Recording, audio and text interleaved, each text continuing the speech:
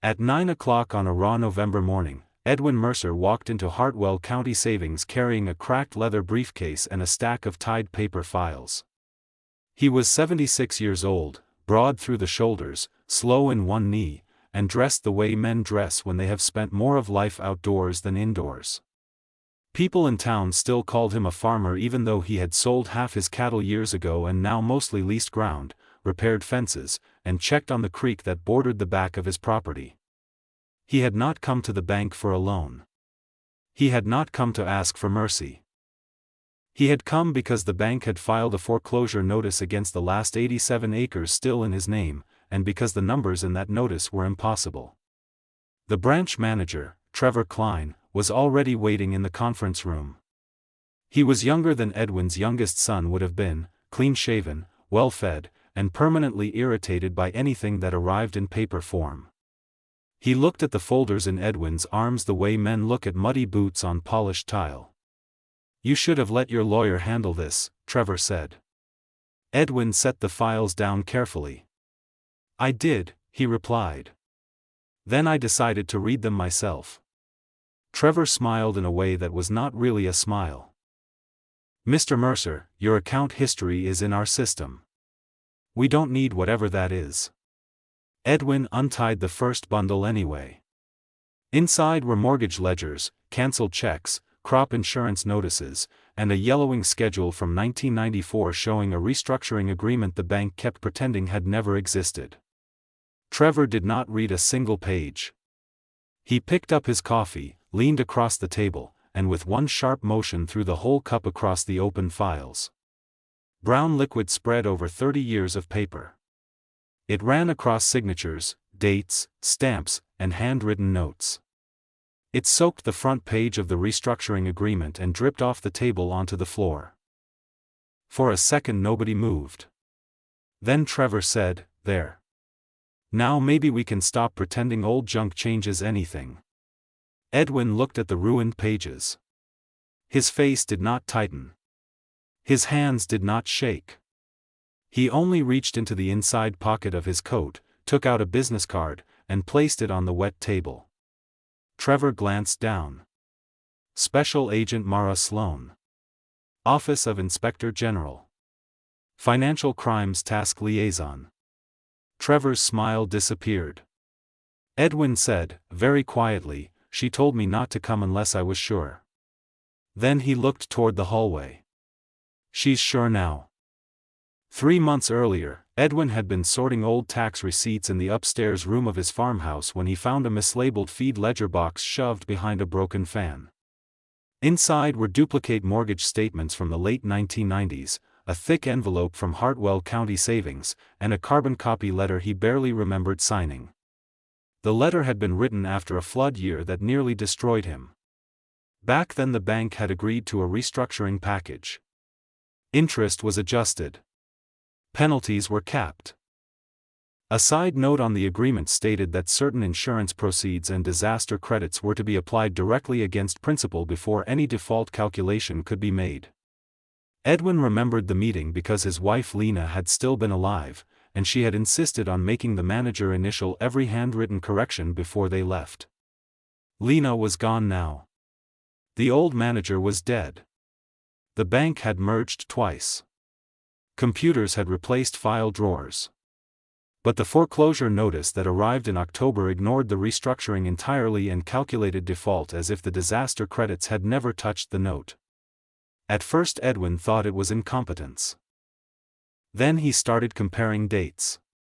Payments that should have reduced the balance were listed as suspense holds. Insurance proceeds were recorded in one place and missing in another. Late fees appeared in years when the restructured agreement barred them completely. The deeper he went, the less it looked like sloppiness and the more it looked like a deliberate rewrite. His daughter Karen told him to hire counsel. He did. The local attorney sent document requests. The bank answered with summaries, screenshots, and polite refusals.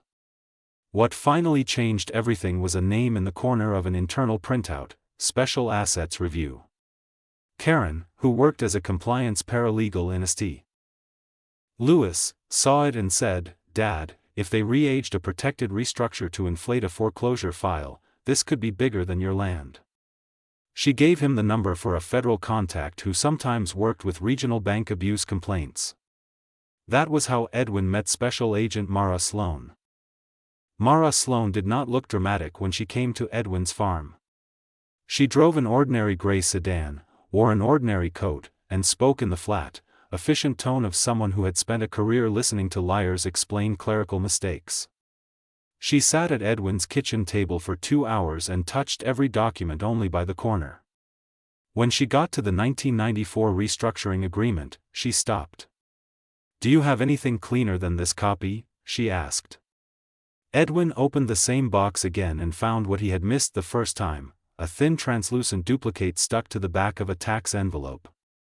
It was a bank carbon, lighter than the original, but the ink had held. At the bottom of the page, beneath the signatures, was a routing notation not visible on the soaked copy.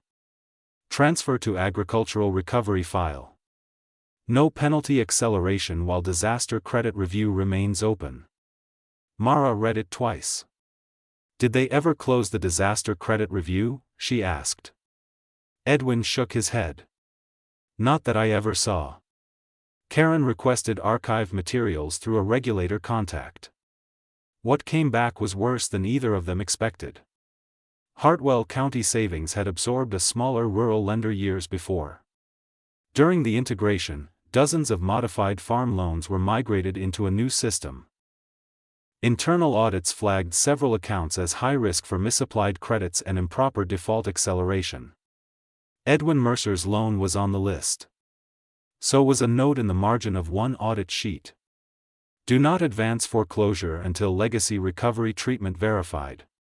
Someone had advanced it anyway. Mara did not promise Edwin victory. Federal agents who promised things usually ended up embarrassed. But she did say one sentence that stayed with him. "If the bank knows its file is contaminated and still uses it to take land," she said, "that stops being a customer dispute." Mara instructed Edwin not to accuse anyone too early. "Let the bank talk," she said. "Let them commit to their version while the record is still alive." That was why Edwin walked into Hartwell County Savings with the paper files instead of waiting for another exchange through lawyers. Trevor Klein had expected an old borrower looking for a payment plan. He got an old borrower who knew exactly which pages mattered. Once the coffee hit the files, Mara stepped into the room from the hallway with 2 other people behind her, a state banking examiner and a federal marshal assigned to financial warrant service. Trevor stood so fast his chair rolled backward into the wall. "What is this?" he snapped. Mara placed a sealed packet on the table beside the wet papers. "This," she said, "is a preservation order and a federal seizure notice for records related to the Mercer foreclosure file and associated agricultural restructures." Trevor looked from her to Edwin and back again. "You can't just walk in here over a customer complaint." Mara's expression did not change. "We didn't. We walked in over evidence of altered servicing history, suppressed recovery credits, and possible destruction of material records." Trevor laughed once, but it came out thin. "That is ridiculous." Mara pointed at the soaked pages. "You just threw coffee on original evidentiary material in front of witnesses." Trevor's face drained by a shade. "The examiner asked for the bank's document retention officer. Trevor said he needed counsel. Mara said, you needed counsel before you touched the file." What happened next moved faster than banks like to admit things can move. A federal imaging team arrived before noon.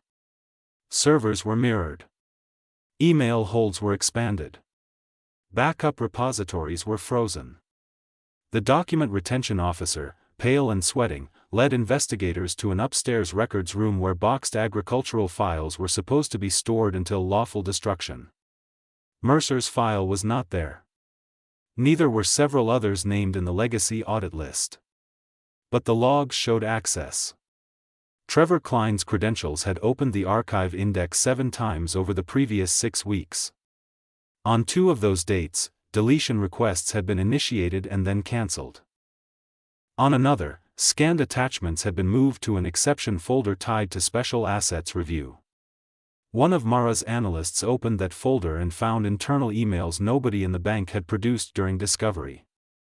In one, Trevor asked a senior vice president whether the old recovery treatment could be neutralized in the system narrative. In another, someone above him replied, "Push foreclosure while paper chain remains incomplete." There was also a spreadsheet tracking projected recovery from fast agricultural liquidations. Edwin's land had a target resale note beside it. Potential buyer interested in creek frontage. When Karen read that line later, she said it sounded less like banking and more like hunting. By 2 in the afternoon, federal investigators had enough to widen the inquiry beyond Edwin's case. By 3, Trevor was no longer speaking except through counsel. By 4, the marshal had returned with the final warrant package. Trevor Klein was standing beside the teller counter when Mara approached him. "Trevor Klein," she said, "you are being taken into custody pending charges related to records tampering, obstruction, and bank fraud matters under investigation." The cuffs clicked shut in front of customers, clerks, and the assistant manager who had spent the morning insisting everything was a misunderstanding. Edwin stood 10 feet away and watched without satisfaction. Men in cuffs did not give him his wife back. They did not return the months stolen by fear. But they did mean one thing. The bank's story had finally cracked. The public learned only part of it at first. A short statement. An ongoing investigation. A leave of absence. A promise of cooperation. But inside the case, the truth kept getting larger. The Federal Review found that Mercer's foreclosure package had been built on a balance inflated by ignored disaster credits, prohibited penalties, and a suppressed restructuring classification. Investigators also found 3 similar farm files under internal pressure for quick liquidation. In each case, legacy modifications made the loans less profitable to seize than to service honestly. Honest servicing, however, did not create resale opportunities. Within 6 weeks, Hartwell County Savings agreed to halt agricultural foreclosures tied to the flagged portfolio. The board removed 2 executives. Regulators imposed corrective oversight. Civil counsel for the bank approached Edwin with the sort of tone institutions use when they suddenly remember humility exists. Edwin had only one condition before numbers were discussed. "Fix the record first," he said. They corrected the principle. Removed the fake penalties. Credited the disaster payments. Terminated the foreclosure. Recorded a formal release of claims against the Mercer acreage. Only then did settlement begin. The final number was $2.8 million, covering damages, legal fees, reputational harm, and punitive exposure. Karen called it justice with paperwork attached. Edwin called it expensive honesty arriving late. Winter came early that year. The first hard frost silvered the pasture fence and left the creek edges brittle with ice. Edwin set the damaged papers out one by one between clean sheets and weights, drying what could be saved. Mara arranged for forensic imaging of the coffee-stained originals before they went into evidence storage, but Edwin still wanted his own copies flattened and readable. Karen asked him once whether the moment in the bank had scared him. He thought about it before answering. "Not after the coffee," he said. "Before the coffee, yes. Before that, I still thought they might be careless. After that, I knew they were afraid of what they saw." He put the restored copies into a new accordion file and wrote one date across the front in black marker. 1994 never disappeared.